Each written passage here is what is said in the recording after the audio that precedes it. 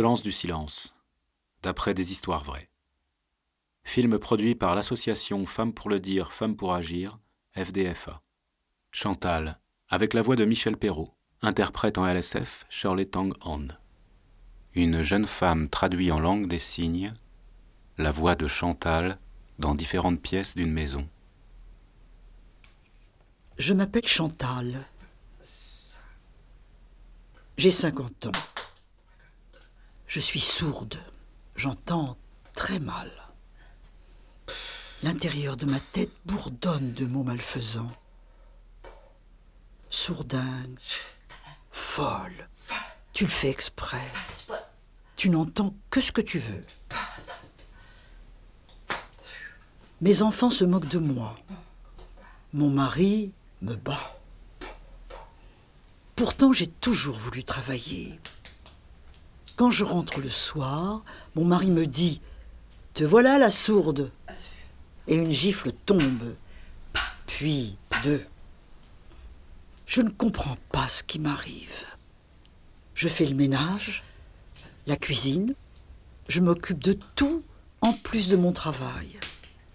Si le steak est trop cuit, il me donne un coup de pied. Les enfants rient. Mon fils aîné me donne des coups de poing si je n'ai pas tout rangé comme il le veut. Je ne comprends pas. Je n'en peux plus. L'autre jour, je me suis rebellée. J'ai osé dire tout haut mon désespoir, ma révolte. Alors mon mari m'a saisie par la tête. Il a serré mon cou. J'étouffais. Je ne pouvais plus respirer. Il serrait, il serrait. Il m'a laissé tomber par terre. Il criait « Je vais t'étrangler. Je vais t'étrangler chaque fois que tu parleras. » Et en effet, il a recommencé plusieurs fois. Je ne peux en parler à personne. J'entends si mal. Personne ne me comprend.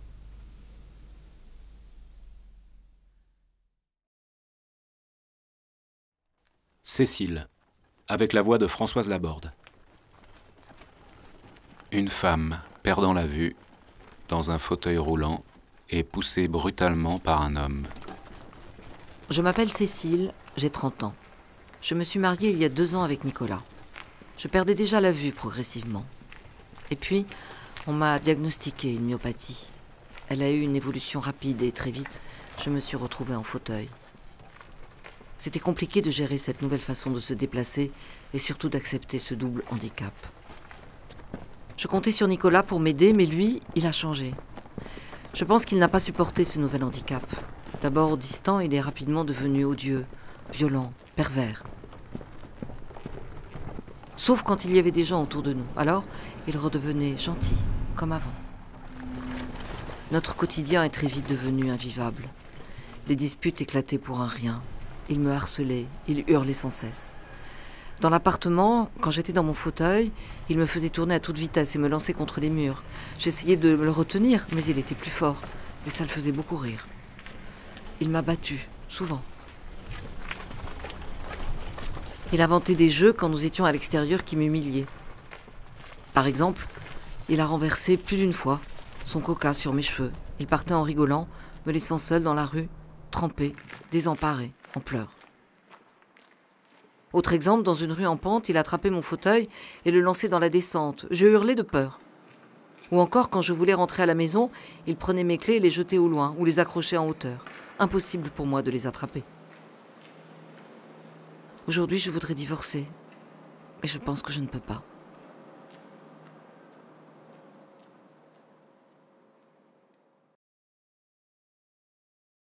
Elsa, avec la voix de Sylvia Berger, sociétaire de la Comédie Française. Une femme de petite taille marche dans la ville. Elle croise la foule. Je m'appelle Elsa. J'ai 40 ans. Je mesure 1m20. Je suis achondroplasique, la forme la plus courante du nanisme.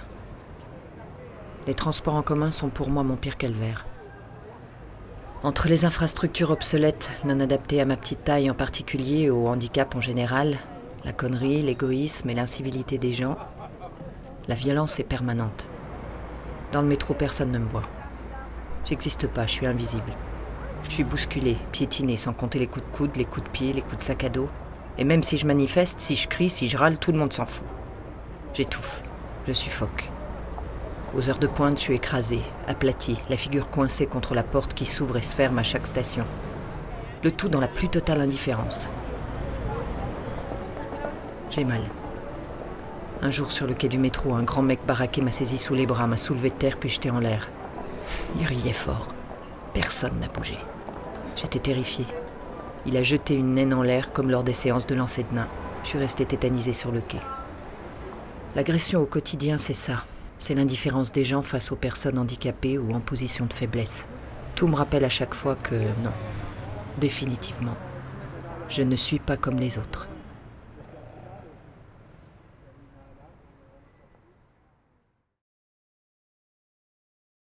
Karima, avec la voix de Stephanie Duncan. Une jeune femme posée dans un fauteuil roulant regarde la télévision. Il pleut dehors. Je m'appelle Karima, j'ai presque 19 ans. Je suis handicapée. Je marche très difficilement, je vois très mal et j'entends mal. Je n'ai jamais retenu le nom de cette maladie. Je vivais chez mes parents, mais ils ne s'occupaient pas de moi. D'ailleurs, personne ne s'occupait de moi. Je restais toute la journée dans mon fauteuil, posée devant la télé ou dans ma chambre, à ne rien faire. Mon père répétait à qui voulait l'entendre qu'avec moi, le mauvais œil s'était abattu sur la famille, que j'aurais mieux fait de crever à la naissance. J'aimais bien manger, mais on me privait de nourriture pour peser moins lourd quand mes frères me portaient pour sortir. Je suis partie pour 3 mois au bled avec mon père. Tout le monde a été très attentif. Toutes et tous se sont beaucoup occupés de moi. Tous les jours, j'étais lavée, parfumée. Je me sentais comme une petite reine, persuadée d'être belle.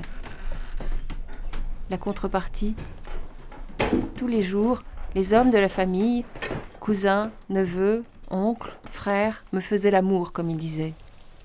En fait, ils me violaient. C'était dur, j'avais mal.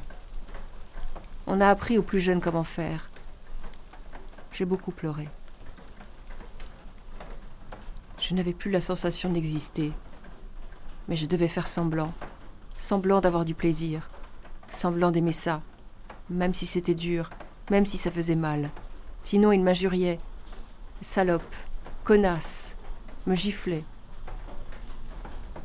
3 mois. Mon retour en France fut dur.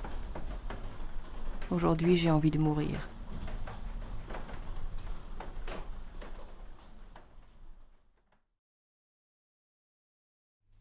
Olivia, avec la voix de Anne Hidalgo. Une femme se maquille, cache sa cicatrice. Dans un long couloir, elle marche lentement en boitant, s'arrête en regardant la rue. Je m'appelle Olivia, j'ai 47 ans, j'ai fait un AVC il y a plusieurs années. J'ai eu une vie heureuse, je me suis mariée tard, j'ai une fille qui a 25 ans aujourd'hui. Elle est difficile. Son père m'a quittée quand je suis tombée malade. Il a disparu, je n'ai plus de nouvelles. Je marche avec une canne, j'ai du mal à parler, j'ai une trachéotomie. C'est dur, si dur. J'ai dû arrêter de travailler. Ma fille me reproche ma maladie. Elle dit que je suis bonne à rien, que je l'énerve, qu'elle n'est pas ma boniche, que je l'exaspère. Depuis 2 ans, elle me frappe. Elle cache mes cannes quand elle s'en va. Elle m'a pris mon portable. Je suis si seule. Mais que faire? C'est ma fille quand même, je l'ai mise au monde. La semaine dernière, elle m'a tiré les cheveux si fort que je suis tombée. Je suis restée par terre longtemps. Je n'ose même pas en parler. Quand l'auxiliaire de vie est arrivé, je lui ai dit que j'avais glissé. Elle m'a dit « Faites donc attention, un jour vous vous casserez une jambe. » Devant les autres, ma fille est très gentille. Elle s'occupe de moi, elle est prévenante. Elle me dit qu'elle ne veut plus que je sorte, que c'est dangereux. On la croit. On dit que j'ai de la chance d'avoir une fille comme ça.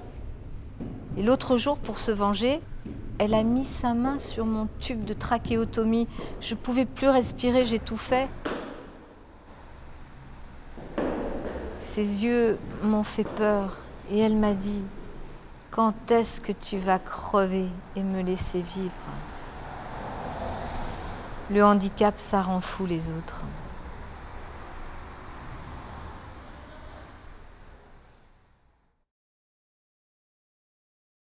Claire, avec la voix de Roselyne Bachelot.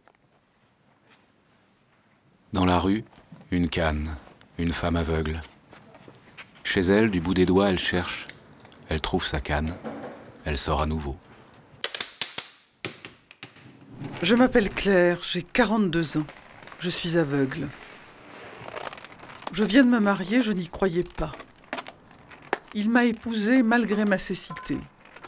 Il est si beau, je l'aime. Il est gentil, même si parfois il est autoritaire et impatient. Un jour, j'ai renversé mon verre de vin, sans faire exprès, sur la nappe qu'il m'avait offerte.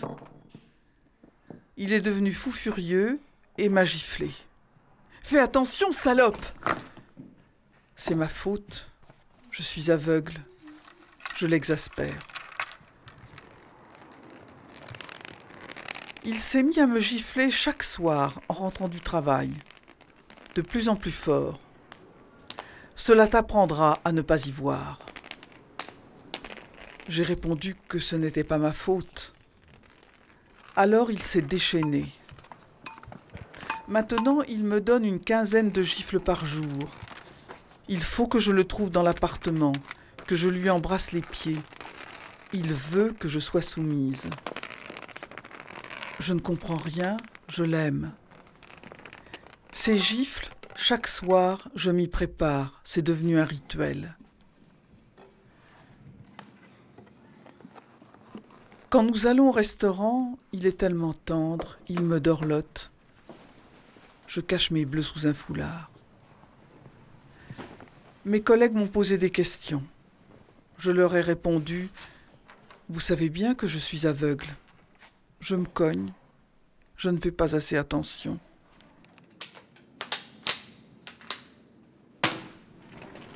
Je suis obligée de mentir parce que je reste sous son emprise.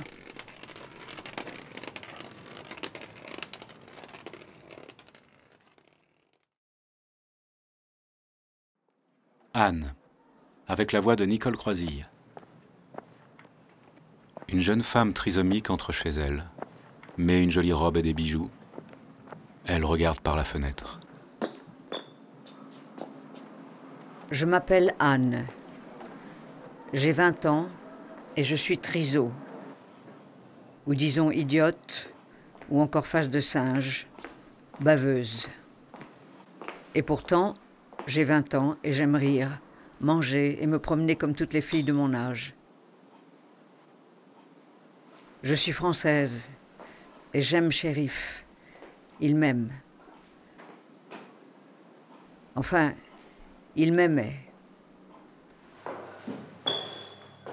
Je suis partie au pays, comme il dit, avec lui. Et je me suis mariée là-bas. J'étais belle dans mes vêtements traditionnels. La fête était magnifique, un conte de fées. Tout le monde m'entourait, me félicitait. Puis, je suis revenue en France. Là, tout a basculé. Je me retrouve enfermée, battue par le père de mon mari. Cet homme me tripote, me viole. Je ne peux rien dire, il dit que je mens. Qui me croirait? Ou plutôt, on fait semblant de ne pas me croire. Grâce à notre mariage, mon mari va avoir ses papiers pour rester en France. Il me dit qu'après, il me jettera à la poubelle, qu'il déchirera mes papiers et qu'il me tuera. Il n'aura plus besoin de moi. Voilà. Je suis triso, belle, mais battue, violée, parfois brûlée avec des cigarettes. Il faut que je dise que j'aime Shérif, sinon il me frappe. Il m'a cassé le bras cette semaine. Je suis à l'hôpital. Qui peut me sauver ?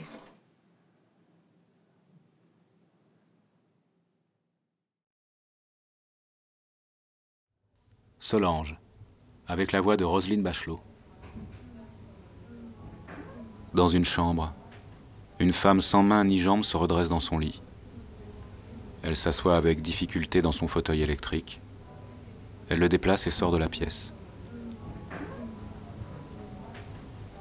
Je m'appelle Solange, j'ai 52 ans. Je suis née sans bras ni jambes. Conséquence de la prise de thalidomide par ma mère durant sa grossesse, ce médicament utilisé dans les années 50-60 comme sédatif et antinauséeux. Il provoquait de graves malformations congénitales. Je n'ai pas vraiment de souvenir de la première partie de ma vie, de mon enfance ou de mon adolescence. Juste la sensation que c'était difficile et douloureux. J'étais en fauteuil roulant, je le suis toujours. J'avais des prothèses, j'en porte toujours. À 20 ans, j'ai rencontré Jean-Claude. Il avait 25 ans. J'étais éblouie par cet homme, il ne me brusquait pas, il se montrait sympathique, attentif, gentil. Nous sommes tombés amoureux. Enfin, c'est ce que je pensais. Nous étions un vrai couple, mais quand nous faisions l'amour, c'était un peu difficile. Je lui appartenais, il faisait ce qu'il voulait, plus que moi, bien entendu. Et puis, un jour, j'ai dit non. Alors l'enfer a commencé. Il me battait, m'insultait. Et puis, il s'excusait, me disant qu'il m'aimait. C'était infernal. Avec le temps, il est devenu de plus en plus brutal au quotidien. Il me frappait pour un oui, pour un non. Je me défendais comme je pouvais et lui me répétait « Tu ne connais pas la vie. On a été trop gentil avec toi. » Et puis l'horreur est montée d'un cran. Il a remisé mon fauteuil roulant à la cave, caché mes prothèses. Il me faisait tomber, me donnait des coups de pied quand j'étais au sol. Il hurlait « Tu es à moi, je fais ce que je veux, tu es mon sexe. » Et il a commencé à me violer plusieurs fois par jour. Je me suis vue morte. Aujourd'hui, je sors enfin de cet enfer. Je me reconstruis.